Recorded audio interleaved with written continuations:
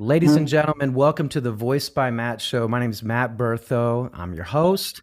And today I have Aaron and Kelly Nash on the podcast. Aaron's been on the podcast before, and he has a great story. You guys should go back and listen to that for sure. But what I really like about this is I got to meet Kelly. I was hanging out with Angela at Women in Business. I got to meet Kelly down there, and I was like, I think it'd be really, really good to talk about communication with the voice and how couples communicate with each other that are running businesses together, because I don't hear that a lot. And you guys have made it work. You have kids. You guys moved to Florida a while back. So welcome to the show, Kelly. Welcome to the show, Aaron. And let's dive in. So, Kelly, let's start with you, because we talked with Aaron last time about his kind of origin story a little bit, but could give us a little background on you. Okay, so mine isn't as traumatic as my husband's. So I come from like a third generation entrepreneurship family. I was very, very blessed in the way that I was raised with my parents and just instilling values that us as entrepreneurs do now and is very mainstream for our type of world, but back then wasn't. So I was very blessed growing up. I was silver spoon fed, which is obviously a lot different than my husband. Wow. But I also wasn't handed anything either. So, my parents instilled the core values that we all need without handing it to me, which is kind of different when you come from that type of upbringing.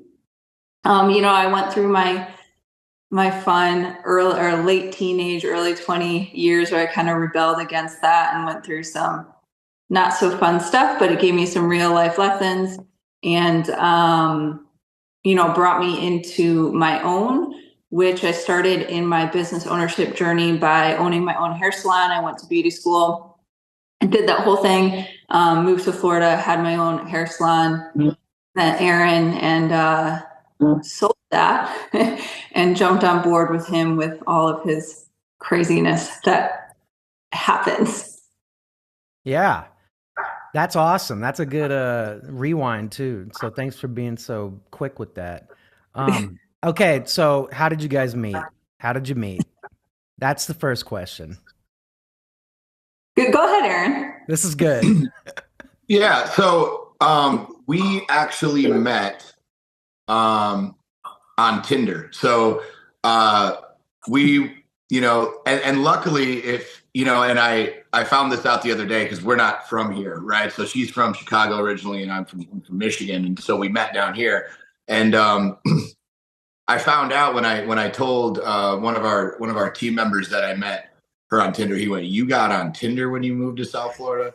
And he was like, "How many drug addicts did you meet?" And then it made sense because really there's some absolutely insane stories of Tinder, but luckily it all led me to Kelly, which ended up working out really well. So the great thing with Kelly was everyone else that I had met down here was just very, very bizarre and had just crazy myriads of problems, or was a client at the gym and it was just muddying the waters a little too much. And so when I met her, it was actually right before she was leaving for a trip, and she came in to borrow a book, a Gary Vaynerchuk book that I had that we had been talking about before her flight. And so the fact that she could read was, put her really far above, really everyone else. Yes. And so I was like, well, if she's literate and she doesn't have a fentanyl patch on her arm, I was like, I got to marry this girl. Wow. And that's pretty much our story in a nutshell there. Yeah. Oh, I love that version. Kelly, what's your version? Oh, Jesus Christ. Well, obviously I had a high bar to compete against. So, me and Aaron met at a interesting time in my life because I was going through the fun part of separating from my son's biological dad at that time. Okay. So I wasn't wanting anything serious whatsoever. I was actually in the works of very much potentially moving back home to Illinois to be with my very, very close friends. So when Aaron came into the picture on Tinder, obviously I wasn't looking for anything serious. But again, he was a guy that is not normal for Southwest Florida. So somebody who he had one gym at the time, was already looking for a second location, and had, the vision of his life, and was just finding, people and how they fit in there. So a little bit similar to Aaron, but a little different in the same. So you guys are basically from the middle of the United States, and you both moved to Florida. And Kelly, I didn't know that you were married before. I had no clue. Um, Not so married. not married. Oh, okay. Just, I was seriously dating my boyfriend, who I actually moved down here with at the time. Got pregnant about 2 years into dating, and thank God never got married. Yeah. And then it just kind of fizzled out. But So how long have you guys been together? 7 years. Yeah. 7 years. Okay. So after you guys started dating, how long was it until you guys started actually going into business together? It wasn't right away. So when we first met, she still had her hair salon and she was working all day, every day to basically break even. And it was just, with everything that we had going on, it just got to the point where, I'm a really good, mule, right? So like you just put a yoke on me and tell me to yeehaw out in the field and I'll just go do it. Go. But when it came to everything else, I didn't really have, anyone who knew that side of it, right? And so with Kelly, as after she sold the salon, it was about a year after we started dating, before kind of everything was like final, and she started to want to really be a part of it. And the issue at the time was there wasn't really a whole lot at that point. When you have a gym and a half, there wasn't a whole lot of room, unless you were a trainer or an admin, to really have a job, right? And so it was a real struggle at first, and we fought a lot at the beginning, because she really wanted to be involved, but there just wasn't anything that was really valuable for her to do, because of obviously having Bryce and having her being able to take care of things on the side. So it started really with just like, we wanted to do events with clients, and we wanted to do charity events, and we wanted to do just different organizational tasks. And then and so she took that. And then as she did really good at that, when we started building out more gyms, like I would put paint on the walls, put floor on the floor, and put weights in the corner and call it a gym, right? And so when she came in, it was much more branding, much more the show of it, the feel of it, the experience of it. And she's a very, very good decorator. And so she really kind of took that and, that in my credit card, and really ran with it. And so, it worked out really well that way. So our build outs, quadrupled in cost, but they looked, like you want it to look, right? And it's something that I talk about when I talk to gym owners all the time, or people who are interested in opening a business, is, find your ideal client first, and then design the building around that ideal client. And most people just open a business and then figure out their ideal client, and then the terrible analogy, but the curtains don't match the drapes, right? So somebody walks in and you want it to be a high-end clientele, but it's a dungy, shitty looking gym. Well, that high-end clientele is turned off by that, right? And so she did a really good job of really kind of making our gyms more of a higher class, upscale type facility. And because she comes from that, right, it was very easy for her to know, hey, this is what these people want when they walk into some place where they're going to spend some money. And so she really took that over. And then obviously as supplements took off, as franchising took off, she became more of that end of it. And she would help with build outs. She would get contractors together. She would do, she does more man things than I do when it comes to repairs and anything like that. I can't change a fucking tire. So she does. You can all find of that. them though. You can find help for sure. Yeah, I know how to find help. Yeah, and so that was one of the big things that really it was an evolution, right? And so when it started, there was a lot of pain points and a lot of friction, because she really wanted to be involved. And then as we got into more and more growth, there started to be more and more opportunities for her to do things. And now she handles, I would say, probably 85% of the things on the back end. And to be honest with you, with our wine label, right? So most people don't know this, but we legally own a winery now in Florida so that we can sell our wine online. And she literally went through local, state, and federal licensing to get our winery and to go through all the loopholes with all the lawyers and all the branding and yeah. So I literally did zero of that. Like my job was to taste the wine and pick the one I liked. That's a great job. Yeah, and then sell it, right? Like so that's always been kind of our roles, right? Is she sets up the boat and I go, try to put money in the boat. Wow, that's awesome. So I want to dive into the conversations that you guys had in the beginning, because I know that, there is conflict that happens. And like you said, Aaron, she wanted to be a part of the business.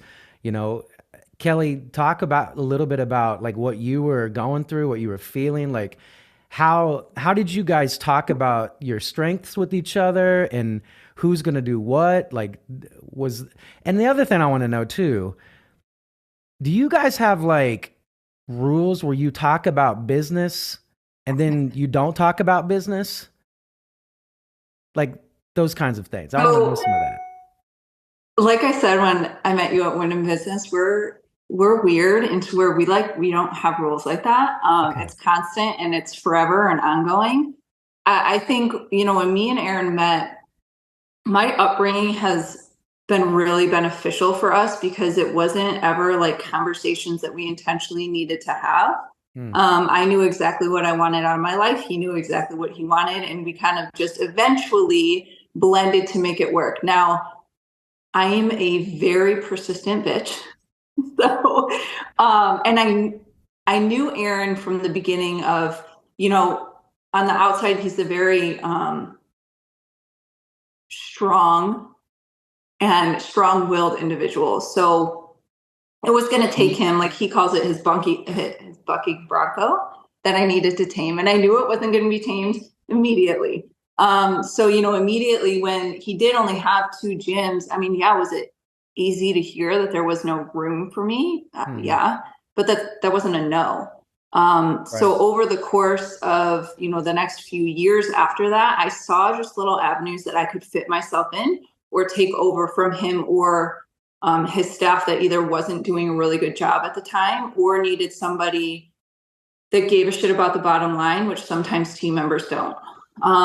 So I eventually just started taking stuff off of his plate that he wouldn't give much kickback on, because again, you're taking a man who built this amazing business and this is his baby. Yeah. And regardless of our relationship and how much he loves me, that business is his baby. So it was really hard, as it is for a lot of women, to try to go into their husband's business without any pushback. But eventually it got to the point where he saw how much value I brought without me having to have that conversation with him, if that makes sense. So you showed him what you could do. Yeah. Yeah. And as far as the, like literally before this call, we there's still conflict constantly. There's still a lot of times where, we fight that dichotomy of being business partners versus being actual partners.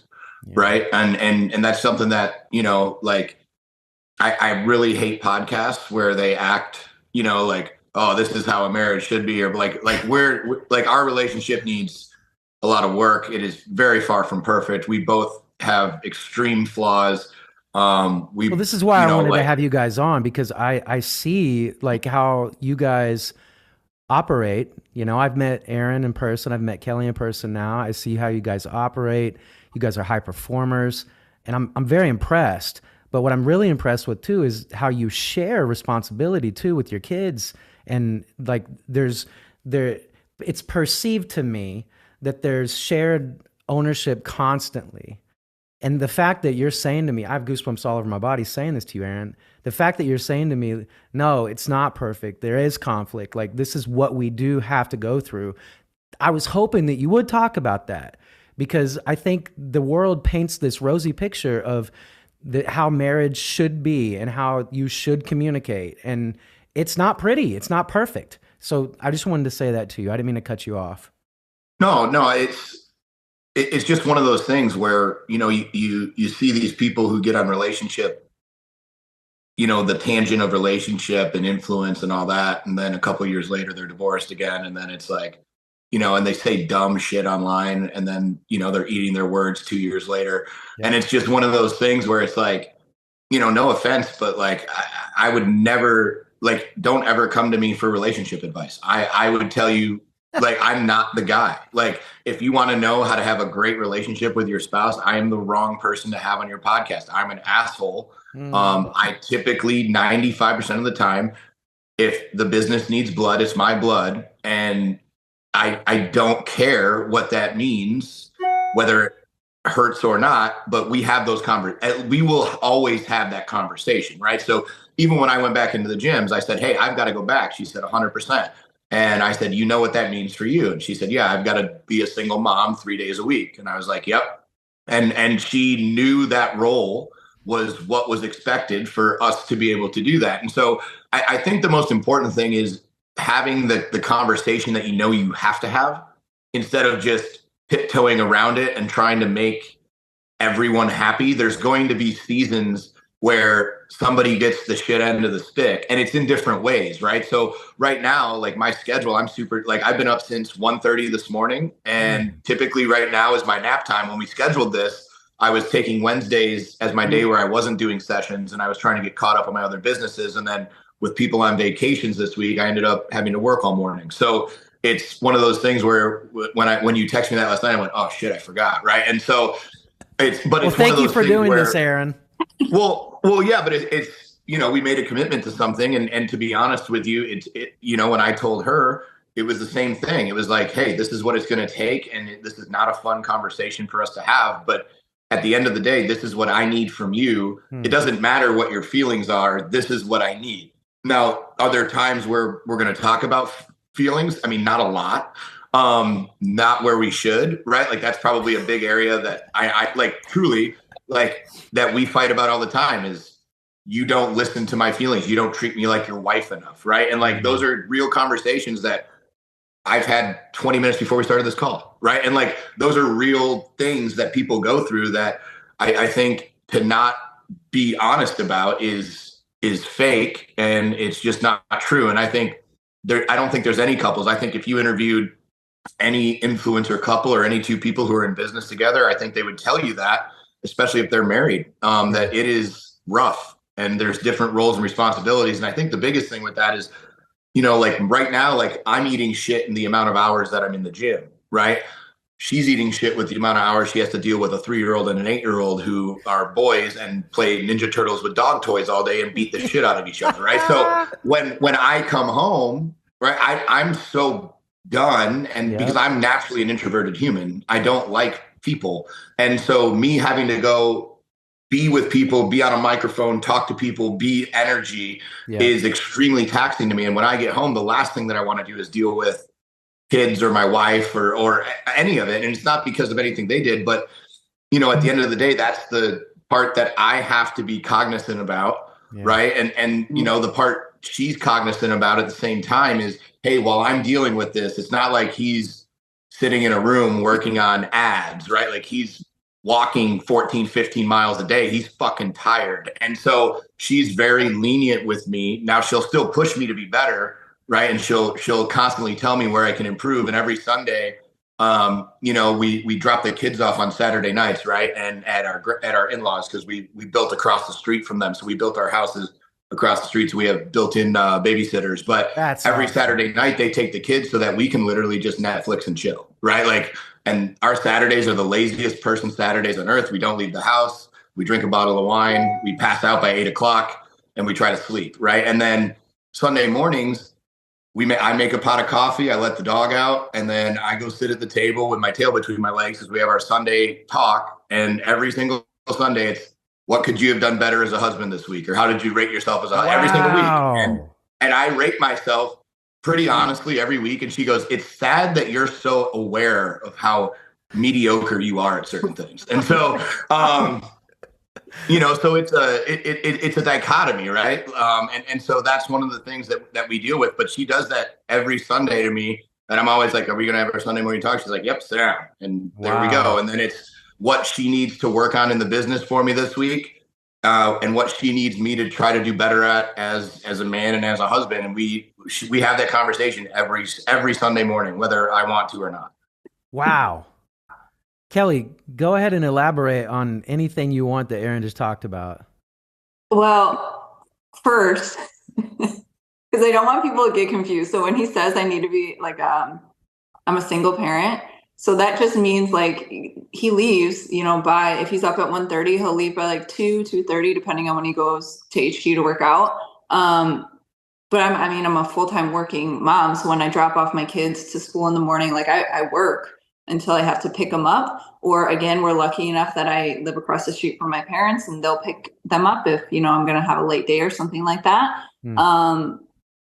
So it is hard, but again, I was raised seeing that. So I knew what it takes to be successful. And there are going to be times where our marriage kind of gets put to the back burner per se, which is totally fine as long as we achieve the goal that we're achieving. Now, if we don't achieve that goal, well, now we're going to have issues. And one thing that I usually tell women when people ask me kind of this conversation with how me and Aaron work, we're very direct in communication. I am not a type of female that if something's bothering me, I sit there in silence for days and days and days until he figures it out. Good.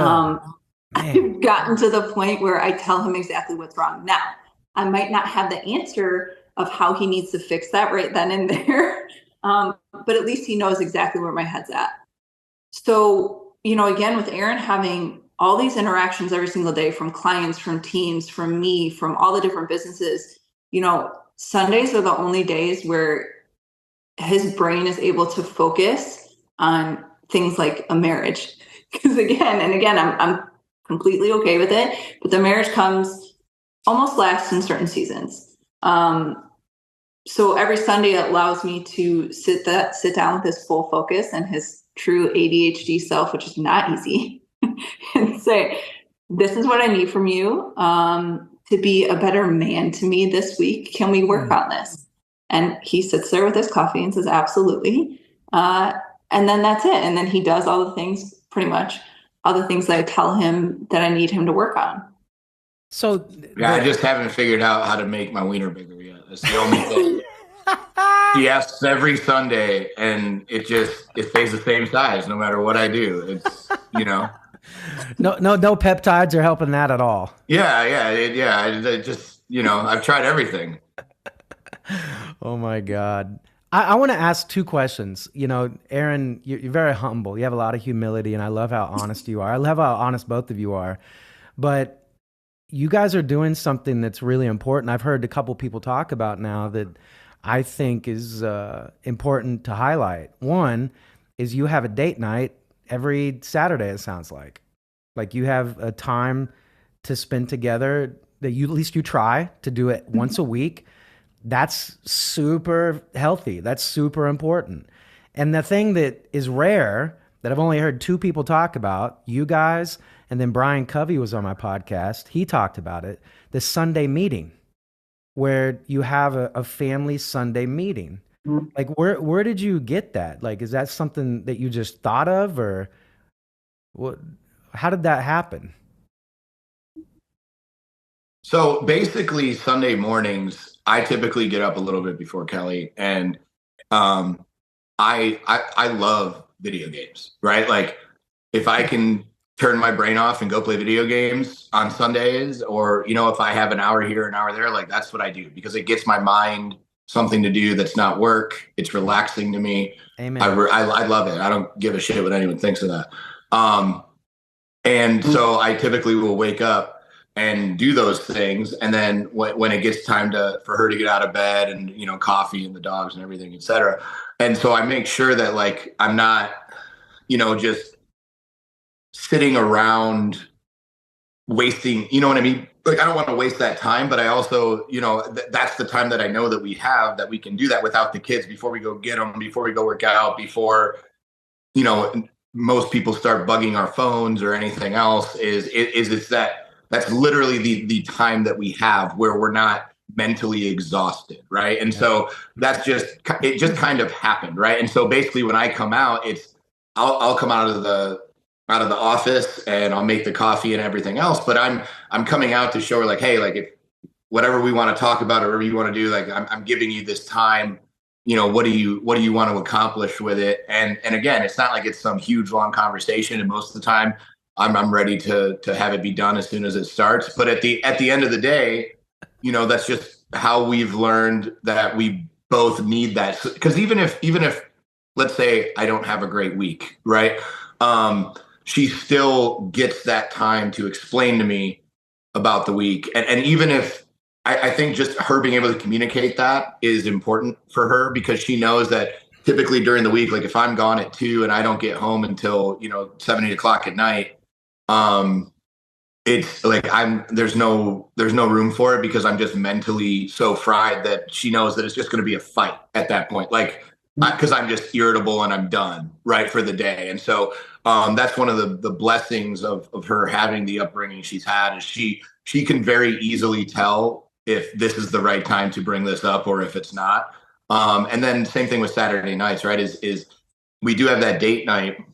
But again, most of the time, like at the beginning of the week, we typically always have like ideas for dates, like let's go shooting, or let's go do this, or let's go do this. And then by Wednesday or Thursday, she goes, you know what I want to do Saturday? What? Nothing. And it's like, and I'm always here for nothing, right? Yes. Like as soon as she says it, I'm the happiest person alive, because then I don't have to interact with another human on Saturday, right? I literally can get done with whatever I'm doing by 12 or 1. She'll watch some terrible show on Netflix that I don't want to watch for a little bit. And then about 3, 4 o'clock, we spend the rest of the evening together. We'll order some food, have a bottle of wine, and just relax and just be able to be there with each other. And it's not exhausting, right? It's recuperative, and it's just time that we get where we don't have to have the craziness of everything else. And so for us, it just, I'm sure there's probably experts who say that's not enough time, or you should do this, that, or the other, or whatever. But for us, it's what's allowed us to get to where we are right now. And so I can't say it's the right move, but it works for us at this point. Yeah. Kelly, you want to add? No, I mean, that's that's about it. Over the years, we kind of learn what works for us. And again, I don't think what works for us works for the normal 99% of people. A lot of women, unfortunately, and this might ruffle some feathers, but I think that they underestimate just the hell that like men go through who own and operate businesses on a daily basis. And, especially when have businesses like ours that are brick and mortar service businesses, and he's having all these interactions with people so often. And if I have problems that I need to address with him of, I really didn't like the way that you, I don't know, did this, or you're not doing this enough. Women either don't approach that conversation, or they throw it at him when he's like trying to relax in the middle of the day, or take his like 20-minute nap before going back into work. So it got to the point where, okay, Sunday mornings are my time where my husband is actually can think logically about being, married and what that looks like and what I need from him. So it kind of just got into the habit of, okay, this is my time. So I sidecar everything else until Sunday, and there's usually not that much. Because again, he's very, very well at analyzing himself, surprisingly. And he knows what needs to be worked on, but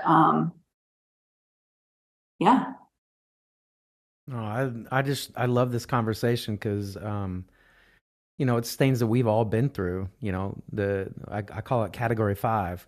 When I get all spun up, and other people get all spun up, and then we're still together, right? We worked it out. We said what we need to say, but also I think it shows both of your strength and your love for each other. That you understand and feel where the other person's coming from. Even if it's hard. I know as a man, it's hard for me because I'm very assertive also, like Aaron. Like like I'm very much um, in your face, intense when I'm going to do something. And it's hard for me to listen or perceive that I'm listening to other people when I'm in that state. And so it looks like I'm not listening, but internally I am listening. And lots of times I'm just getting frustrated that shit, she's right. She's right. Come on, Matt. Right. And so I really appreciate this conversation because one, you're letting people know that we're not alone. Like, especially business owners, like it's hard. It's really hard. Um, and I really appreciate both of your honesty about this. Like, this is incredible. So let's change gears a little bit. What do you guys have going on right now that you're both excited about with the business? You want to go? You can go. Sure, because I'll probably cover everything. Uh, um, so right now, like Aaron said, he's back full time in the gyms, and that's something that he hasn't done to this degree probably since 2018 Oh, or wow. 19, 2019. But on one hand, like I love when my husband goes into that stage of wanting to not burn down the world, but just being so passionate about getting us back to the culture that we needed inside the gyms. And Aaron can probably touch on the phase in the season that we're going on in the gyms. But I'm super excited about kind of we were able to be fortunate enough to have like a reset with our teams and be able to get back to, when Aaron was in there every single day, driving the force, training every session, pretty much taking naps on the couch, Wow. and getting back to that point. So that's not a lot of things that businesses get to do. And I'm fortunate enough, obviously, to have a husband who's willing to do that and wanting to do that, because there's a lot of people that would just throw in the towel and say it's not worth it. Hmm. But that excites me. Yeah, I mean, the biggest thing right now is, and I've mentioned this before, but I think any business owner who says things are better than they were 3 years ago is full of shit. Like just truly, I think they're lying or they don't actually own a business. You might sell your service online, but that's not a real business, right? So if you own an actual business where people have to shop and go, and you have a team that you have to employ and rent you have to pay, and like there's a difference, right? And I think for everybody like us, especially in our industry, right? Like you can look across the board. You can look at Peloton, you can look at Orange Theory, you can look at F45, you can look at LA Fitness, you can look at World's Gym that went bang. I mean, our industry is just getting rocked, right? And it's just tougher than it's ever been. And again, it's because we're a luxury expense, right? So when the economy gets tough and people have to choose between, it's not like they're competing with us and then the gym down the street's crushing it, right? It's we're competing with their gas bill, right? We're competing with Wow. their water bill. And so we have to be so much more valuable than we were allowed to be over the last few years when I was able to kind of step away and focus more on the growth of the overall mission. Now it's gotten back to the point where it's like, hey, we've got to get our product to a different level. The level that we were at before is not acceptable to compete with the things that we actually are competing against right now, which isn't other gyms. It is the economy and people's lack of disposable income. And when they have to make that choice of where they're going to part with their dollar, it's a much more thought out process. So we have to make sure that our product is elevated past where it was, because that's just the truth of the economy. And so in order to do that, right, and I've told my team this, and we've brought some people in who I'm really excited about, but at the end of the day, if we're going to go to war, the general has to lead it, right? And Yeah. so that's just the way it works. And so that's the season we're in, is we're in the economy of Biden Harris 2024. And so we're going to do whatever we can to get out of that economy. And I always tell my team, I'm like, hey, every industry period is always going to have winners, right? There's not going to be there's no scenario where every gym in the country closes and nobody wins, right? That's not a possible outcome. No. So if that's not a possible outcome, therefore someone has to win, and it's going to be me, period. So at the end of the day, that's just the season that we're in. And because of that, we're fighting every single day to make that a reality. And it costs a lot right now, right? The sacrifices that you make. And this is why I think a lot of, I know that the divorce statistics are going up and up and up over the last, since 2020. Right. And I know that it's just going to get worse and worse because, again, when the main reason for divorce is financial, right?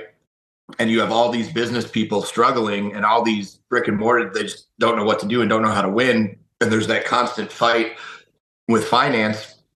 It's going to compound everything else. Right. And so one of the things that, we really work on is I'm very good with math and with numbers and with understanding where we are and where we need to be. And she doesn't ask a whole lot, right? Like now, if she'll ask occasionally, be like, "Hey, are we good here? Are we good here? Are we good if this happened?" And I'm like, "Yeah." But outside of that, I'm not, I handle certain sides of our relationship and she handles the other. But yeah, as far as the season we're in, we're doing what needs to be done, right? And I think that that's something that most people, they don't swallow their ego and say, "Hey, this is the situation that we're actually in, and this is what's needed for us to get out of this situation." And if we don't do this, like she said, the worst case scenario is you let something go to the back burner and then not achieve the outcome, right? So if you're going to let your marriage go to the back burner and then you lose at the business, well, now you've got a losing business and a marriage on the back burner. So you're probably going to have a losing marriage too, right? And so if you're going to bet on yourself, you really have to make sure that you're giving yourself your best chance of succeeding at that. And, that's just the season that we're in, is we're doing whatever it takes to get through the next step. Yeah, man. So how did that conversation happen for you guys? Did it happen like in the last year, or were you just like, okay, we gotta switch this up, I'm going back in? So, the way that the last few years have worked, when Aaron said that he was, he's working on scaling and growing, and the franchise was, hitting record numbers, and we had weight, and he was trying to scale that. So I went not inside the businesses, but I took more like a leadership position inside the businesses, just so I can kind of get my feel on it, because his mind is in a million different other directions. So I knew issues that were happening that I wasn't okay with, that I knew was not the standard that is up to us. So he was, probably for the past year, I was showing him different issues inside the gyms that needed to be fixed. So, it was an evolution of a conversation. At the end of the day, I'm a wife that loves when my husband goes to war. No, I love it. I get so it. Like when I knew that he needed to make more of a presence known inside the gyms, it was not a fight.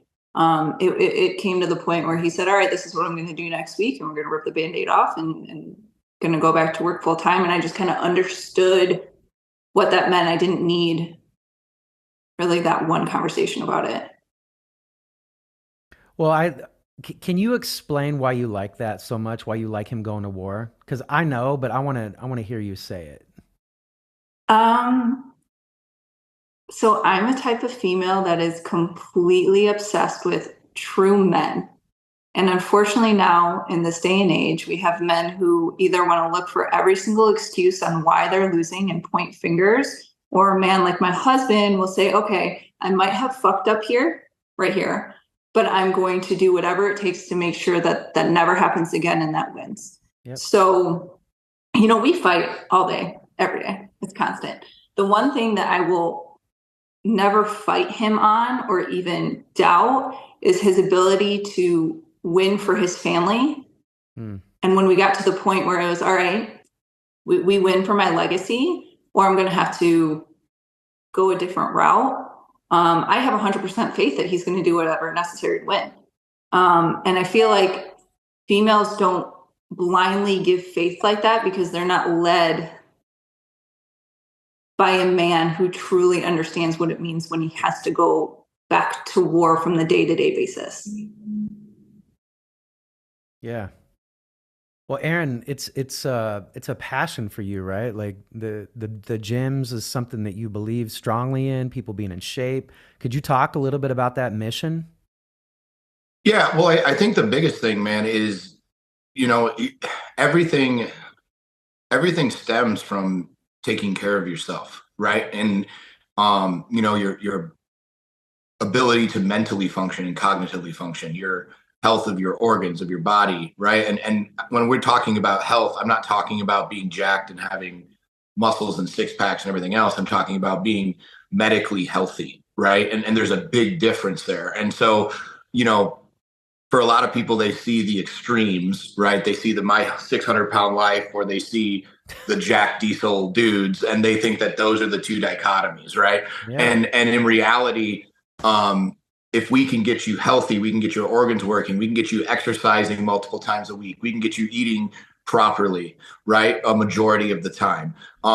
We can not only prolong and enhance your life, but improve the quality of your life and improve your ability to win. And again, like, you know, we're both, we met through the group of Andy Frisella, and obviously, he has pretty strong beliefs on that as well. But I think it comes down to the same thing, right? Is we have to be able to play our part in how we impact the world for the country that we want, right? And so for me, my ability to do that is to help my communities that I'm in become healthier and get the result that they need, and change their mindset about who they are and what they are, right? And I think that, you know, one of the things that I love to tell clients, especially when they're severely either overweight or out of shape, is, you know, hey, listen, like, even after they get results, they constantly identify themselves as a fat person, right? Or as an out of shape person. I'm so out of shape, I'm so fat, I'm so this. Is like, no, you're a healthy, in shape person who let themselves go for a little bit. You're doing the habits of what a healthy, in shape person would do. Stop thinking of the person who you just killed. You killed that person when you signed up here, right? You're working out 3, 4, 5, 6 times a week. You're making good eating decisions 5, 6, 7 days a week. Like, that's what a healthy person does. You just haven't done it long enough to get to the result that you want, but you have the habits of that person. The only thing holding you back from being that person is your identity. And the longer you do the habits, the more you're going to start to believe in yourself. But you can shortcut that by the changing the way that you speak to yourself. And so one of the things that I tell my team is, yeah, we've helped people in just my gyms that I own, not our franchises, or not other gyms that I've worked at or gym owners I've helped, but just ours, lose over 500,000 pounds in less than 8 years down here in Southwest Florida. Crap. But that's not the number that I care about, right? The numbers I care about are 14 and 1, right? And the 1 is for the guy in Holland that I coached, who before I left, and before I moved down to Florida, when he came in, he was 5'3", 365 or 553 pounds. 5'3", 553. He looked like a square, like a legitimate square. And so we had a client who owned a freight company, and we brought him and his wife out to his freight house so we could weigh him, because he had no idea what he weighed. And there's no scale that would go that high. Yeah. And so we had to get medical clearance of what he was able to do. And in 6 months, we got him down 60 pounds. And then I left and moved down to Florida. And a year later, I reached out to his wife to see how he was doing. And he had died of obesity. And because he had quit. And so that was my 1. Now, the 14 were the amount of emails and personal messages or conversations that we've had from clients who have literally said, I would have killed myself had I not have found your gym. I was thinking about killing myself. I had done this, I had done that. They had plans, they were ready to go. 14 lives that were saved, right? And so while we may have been able to tout all these really cool numbers that looks cool on Instagram, I don't care about any of that. I care about number 15. Who's number 15? And that's all I care about, right? And so when you approach things that way, it comes with a level of intensity and passion, because you know the ripple effect of you saving that life. You have no idea what the ripple effect could be, because it could be generationally down the line, where the next president of the United States could come from that person, right? And so that's the importance and the significance of what we do. And that's why I'm so passionate about what we do, is because I don't, if someone loses 20 pounds, that's wonderful, Yeah, right? Like if someone loses 100 pounds, life changing, great. I'm always looking for 15. man. And then when we hit 15, I'll look for 16. Whoo, Aaron. That's it, Kelly. That's it. That's it. Mhm. And Aaron, I understand why you're back in the gym. Yeah. You get touch points every day with real Yeah. people doing real Well, work. and dude, right now, like even so we did a meeting on Sunday with our new team, right? And um I had them help create more core values for us because our old core values were created by a team that's no longer there. And so I wanted them to help create what our vision is going to be and what we want our mission to stand for. And one of the things that they came up with, which I never even thought about, that I told them I thought was brilliant, was with AI and with everything else, is be human, Yeah. right? And people are struggling and they need that human interaction. And we Yep. saw it during COVID, and we saw it the more and more AI develops and the more and more Oh, people are stuck in their goosebumps. house, is when they're around people. No, everybody on the internet's an asshole, right? Like when I talk to somebody who wants to quit the gym via text, they're pricks. Yeah. But when they come in, magically, we're two human beings talking to each other, and we fix and solve problems, and we work together to get a result. And what we need more of is to be in contact with humans. And I'm the best at that. And I Yeah. don't like to be. It's not something I want to be. I have just, it's truly not. Like, if you told me I have a year to do nothing, I would sit in my house. And I don't like human interaction. That being said, it's so needed.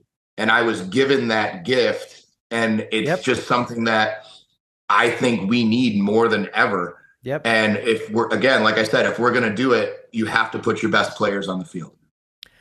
Wow. I've been talking about this has come up quite a bit. Actually, is like that call that we get to do the thing. And I remember the first podcast you had. You told me about the wreck and everything that happened with that, and how you just decided, I'm going to do this now. This is what I'm going to do. And these moments that happen in our life that are so tragic or traumatic in that moment, it's almost like God, the universe, whatever people believe in, just like knocks you the fuck out. And then you're like, you have a choice. You could stay in your house all year, or you could do the thing that you're supposed to do. And what I'm so excited about, Aaron, is I feel from you and Kelly, I get it. I feel that fire, that energy, and that's what I want for everybody when they speak. But Aaron, man, when you talk about it, I feel it. I see it. And I see you working in the gym with these people and helping them and saving their life. And it's a lot like my mission to help people let their soul come out and say hello. Like I did it because my grandpa committed suicide. My dad died of the widowmaker heart attack because he never talked about it. He never talked about it. So now it's my mission to help other people get the courage to say that, to get it out. So life-saving stuff, and it makes so much sense to me why you want to be one-on-one with people, because my favorite part of my day is when kids come in here and sing in front of me. Or I get to work with people in front of me and get them to a point to where they didn't believe they could get to. And it's, I just love that you shared that so much, Aaron. Like, I have a lot of hope that other leaders are going to hear this conversation today and hear both of you speak and be like, yeah, we got to get back to the root of who we are. We got to get back to, Well, go ahead. yeah, and I mean, even the story of your grandfather and your father, right? Is Kelly's dad a couple of years ago had the widowmaker heart attack, and he had lost 75 pounds with us prior to that. And if he wouldn't have, he wouldn't be here. And so, just the ripple effect of that. And again, another life that we impacted positively, and it directly affected my kids, Man. because my son would have grown up not knowing his grandpa, right? Because he would have been dead. And so, you never know. who you're going to help and impact along the way. And, for me, it's been a real blessing to be able to do it. And I've been around this long enough to know without a shadow of a doubt that when you start to take care of yourself, your ability to take care of others goes up. And that's really what the core root of our problem is in this country, right? Is we don't have the health and the capability, and we're not taking care of ourselves in the way that we can pour into others because we're so busy trying to fill ourselves. And when you're taking care of your health, you're filling yourself with the ability to have extra to give to others. And that's my part in this play of how we get our world back to where it should be. Amen. Wow. This is going to be so good for people to hear, man. I thank you guys so much for being on this podcast today and sharing. How can we support you? How can we, I've had some of the wine before. Actually, I had it last December 31st on New Year's Eve with Angela, and it's freaking great. But how can we support you guys? How can we, give back to you guys? Well, you can subscribe to subscribe to Kelly's Feet Finder anytime you guys want. It'd be great. She puts out new pictures every week, and so far we're keeping it at feet. But no. Stop. Oh man. No, man. I mean, to be honest with you, dude, like, I don't do these. I rarely do these anymore. And I know. And I know that you say, I've done a few recently, and I go through little spurts where I'll do like 10 or 12 of them. But at the end of the day, I think there's nothing that needs to be paid. This isn't a service. This isn't an exchange. This is, when somebody who we appreciate asks us for something, and if we have the ability to do it, we do it. Right. And I think, that's more important than anything else. So there's, I don't need any more followers. I don't need any more friends. If you want to buy 6 dozen cases of wine, I'm not going to say no to you. But at the end of the day, that's just not what we're doing this for. And there's no ulterior motive than, you asked. And if you ask, we typically will say yes, because we respect you and the way that you respect us. So it was just us trying to do it you asked us to do, and try to do the best of our. You did great, and I loved it. I'm so happy to get both of you on here to talk about this, the communication between you guys and the realness between you guys. Kelly, do you want to close with anything? No. Okay. I'm all good here. Yeah. Well, thank you guys so much for being on the show, and I'm gonna have to come visit you guys down in Florida at some point this next year, and keep crushing it. And I respect you guys a ton. Thank you so much for being so honest with us today. Thank you. Yep. See you, buddy. Yep. Bye.